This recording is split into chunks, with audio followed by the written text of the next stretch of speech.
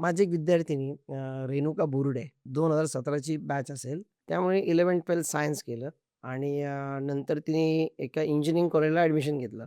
त्याची फीसुद्धा पेड केली. But somehow तिचं काय ते लायकिंग नव्हतं आणि तिने सांगितलं, की "पप्पा मला काय हे जमत नाही, मला हे करायचं नाहीये."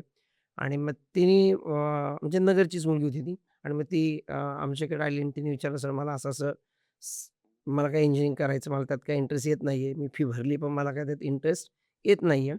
मला सीए करायचं आहे." आम्ही तिला सगळ्या स्टेप्स, प्रोसिजर सगळी समजावून सांगितलं.